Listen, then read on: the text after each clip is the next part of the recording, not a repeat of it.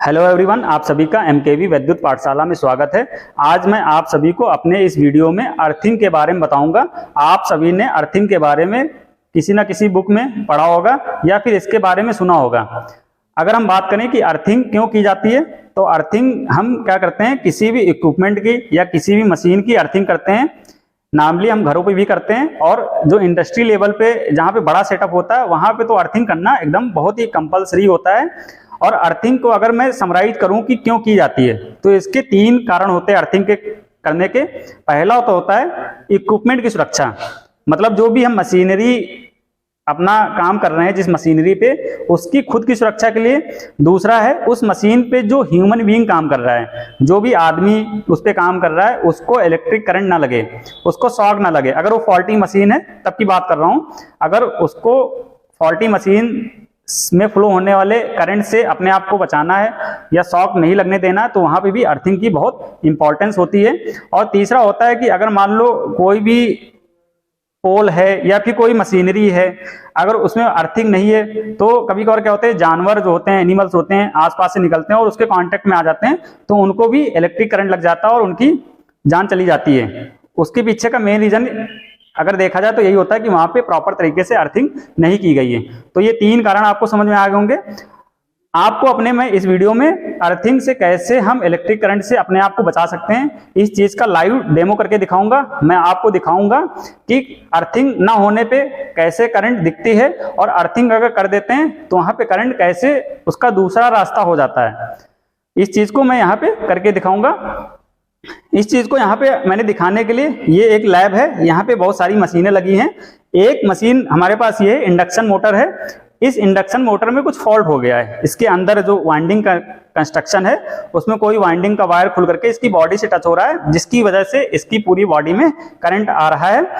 और आप यहाँ पे देख रहे होंगे इस लैब में बहुत सारी मशीनें हैं। सारी मशीनों की हमने अर्थिंग कर रखी है। जो अर्थिंग का वायर होता है वो ग्रीन कलर का होता है।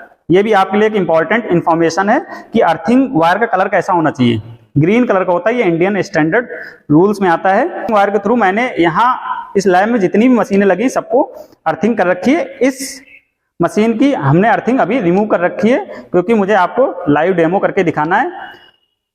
तो सबसे पहले हम लोग इस मशीन पे करंट को चेक कर लेते हैं कि भाई ये मशीन फॉल्टी है कि नहीं।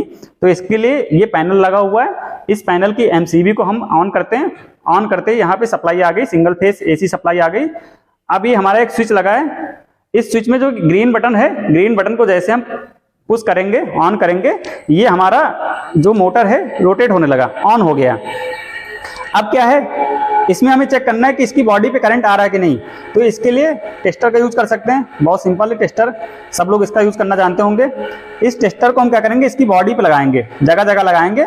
और आप देख रहे होंगे इसकी बॉडी क्या पेंटेड है।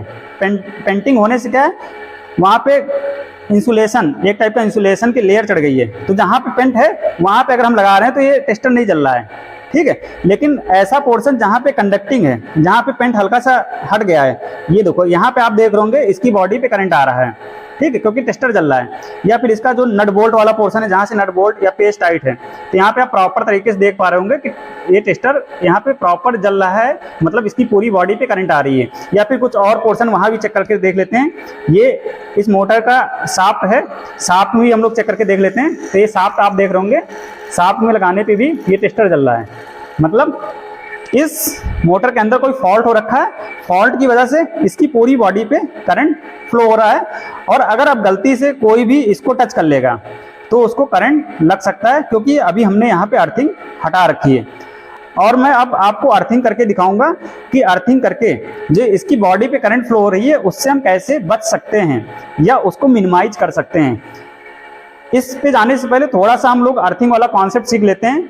अर्थिंग जो होता है, घर के बाहर या किसी इंडस्ट्री या उद्योग के बाहर हम लोग अर्थिंग इलेक्ट्रोड के थ्रू बनाते हैं। ये एक अलग टॉपिक है, इसके बारे में आपको कभी आगे बता दूंगा कि अर्थिंग कैसे की जाती है। मोटा मोटा ये है कि वहां से इलेक्ट्रोड से अर्थिंग वायर निकाल कर लाते हैं और हमारी जो घर की वायरिंग होती है या इंडस्ट्री की वायरिंग होती है, उस पूरी वायरिंग में अर्थिंग वायर को रन करा देते हैं, दौड़ा देते हैं। और हमें जहां जहां पे अर्थिंग देनी होती है, कोई भी इक्विपमेंट हो सकता है, या कोई और मशीनरी हो सकती है, हम उसको अर्थिंग प्रोवाइड कर देते हैं जहां जहां पे हमें ज़रूरत है। और अर्थिंग वायर का कलर मैंने आपको बता ही दिया है, कैसा होता है, ग्रीन कलर का होता है। इस चीज़ को मैं अगर आपको यहाँ पे दिखाऊं तो ये हमारा अर्थिंग वायर है, और ये अर्थिंग वायर आप देखिए यहाँ पे हमने मेन सप्लाई ये आई है, ये जो मेन सप्लाई या मेन वायरिंग है, यहाँ से हमने अर्थिंग वायर इन सारे पाइप्स में निकाल करके यहाँ इस लैब में जितनी भी मशीनें लगी हैं सबको अर्थ कर रखा है। क्योंकि इस लैब में बच्चे काम करते रहते हैं और कभी कभार होता है कि मशीन चलते चलते उसके अंदर कुछ फॉल्ट आ गया। अब फॉल्ट आ गया तो उसकी बॉडी में जैसे यहाँ पे करंट आ रहा था वैसे करंट आने लगेगा। अब अगले दिन बच्चे आए उसको अगर टच कर लेंगे गलती से तो क्या होगा, अगर अर्थिंग प्रोवाइड नहीं तो उनको शॉक लग सकता है। लेकिन इस प्रॉब्लम को हमेशा दूर करने के लिए हम यहाँ पे अर्थिंग करते हैं, और मैं यहाँ पे आपको करके भी दिखाने जा रहा हूँ कि कैसे अर्थिंग करने से इसकी बॉडी पे जो फ्लो होने वाला करंट है उसको कैसे हम ग्राउंड कर सकते हैं। ठीक है, तो अर्थिंग जो वायर होता है या अर्थिंग इलेक्ट्रोड होता है उसका रेजिस्टेंस क्या रखते हैं, मिनिमम रखते हैं। इसके पीछे का भी एक कॉन्सेप्ट है कि जो करंट होती है वो हमेशा किधर जाती है, जिधर रास्ते का प्रतिरोध कम होता है, मिनिमम होता है। तो नॉर्मली जो अर्थिंग वायर या अर्थिंग इलेक्ट्रोड होता है उसका जो रेजिस्टेंस होता है 1 ओम के आसपास रखा जाता है, कहीं कहीं अलग भी रखा जाता है या इससे कम रखा जाता है। ये डिपेंड करता है कि हम कहाँ पे अर्थिंग प्रोवाइड कर रहे हैं। जैसे हम सब स्टेशन पे अर्थिंग कर रहे हैं तो वहाँ का जो अर्थिंग प्रतिरोध होगा कुछ अलग होगा, किसी लैब की अर्थिंग कर रहे हैं तो उसका अर्थिंग प्रतिरोध क्या होगा, कुछ अलग होगा, घर की अर्थिंग कर रहे हैं तो वहाँ पे जो अर्थिंग रेजिस्टेंस होगा कुछ अलग होगा। नॉर्मली क्या कॉन्सेप्ट होना चाहिए कि अर्थिंग रेजिस्टेंस जितना कम होगा उतना अच्छा है, क्योंकि करंट किधर जाएगी, फिर मिनिमम रेजिस्टेंस की तरफ जाएगी। ठीक है, तो यहाँ पे हमने अर्थिंग वायर ये ले रखा है, अभी मैंने इसको हटा दिया था। अब इसको जोड़ने से पहले मैं एक बार आपको फिर से करके दिखा देता हूँ कि करंट इसमें आ रहा है। ये आप देख रहे होंगे करंट अभी आ रहा है, क्योंकि अभी हमने अर्थिंग वायर कनेक्ट नहीं कर रखा है। अब हम क्या करेंगे, इसकी बॉडी को इस अर्थिंग वायर के थ्रू कनेक्ट कर देंगे। सिंपल, ये इसकी बॉडी है, ये यहाँ पे हमने इसको अर्थिंग वायर को जोड़ दिया। ठीक, अब हम चेक करेंगे करंट इसमें गया कि नहीं। ये देखो, आप देख रहे होंगे टेस्टर अब नहीं चल रहा है, मतलब करंट इसकी बॉडी से गायब हो गया। तो ये करंट गया कहाँ, करंट बहुत सिंपल है, किधर जाएगा, जिधर का रेजिस्टेंस कम है।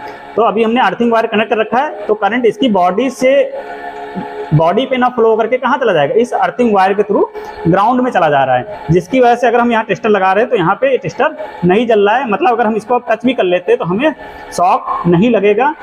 इस प्रकार से अर्थिंग हमें सुरक्षा प्रदान करती है इलेक्ट्रिक शॉक से। अब जैसे ही हम इस अर्थिंग वायर को हटाएंगे आप देख रहे होंगे टेस्टर जलने लगा। ठीक है, तो यही इंपॉर्टेंस है अर्थिंग की, कि अर्थिंग ना होने पे इसकी बॉडी में करंट आ रहा है, और अगर हम गलती से अनजाने में इसको टच कर लेते हैं तो यहाँ पे हमें करंट लग सकता है। कभी कभार ये करंट इतना ज़्यादा हो सकता है कि उससे हमारी जान भी जा सकती है। इसलिए क्या करना चाहिए, अर्थिंग करना चाहिए। ये देखो जैसे हमने अर्थिंग कर दिया वैसे ही करंट क्या हो गई, रिमूव हो गई। करंट यहाँ चली गई, करंट कहाँ चली गई, ग्राउंड में चली गई। क्योंकि ग्राउंड में इसलिए चली जा रही है क्योंकि वहाँ का हमने रेजिस्टेंस कर रखा है, इस रास्ते का रेजिस्टेंस क्या मिनिमम है, और ग्राउंड जीरो पोटेंशियल पे होता है तो सारा का सारा चार्ज क्या होता है, वहाँ पे चला जाता है। और यहाँ पे हमारा जो इक्विपमेंट है इस पे जो भी काम कर रहा है वो सुरक्षित रहता है। आपको मेरे इस वीडियो से अगर आपने पूरा देखा होगा तो आपको एक अर्थिंग का प्रॉपर आइडिया हो गया होगा कि अर्थिंग क्यों करना जरूरी है और अर्थिंग कैसे हमें इलेक्ट्रिक फॉल्ट से या इलेक्ट्रिक करंट से, इलेक्ट्रिक शॉक से हमें बचा सकती है। अगर आप ऐसी इन्फॉर्मेशंस, ऐसी ही जानकारी आए दिन प्राप्त करना चाहते हैं तो आप मेरे इस चैनल को सब्सक्राइब कर लीजिए अगर आप पहली बार आए हैं। और अगर आपको मेरे द्वारा बताई गई ये इन्फॉर्मेशन अच्छी लगी है तो मेरा ये वीडियो ज़्यादा से ज़्यादा लोगों तक शेयर करिए, लाइक करिए, जिससे कि बाकी और लोग भी इसकी जानकारी प्राप्त कर सकें। Thank you so much.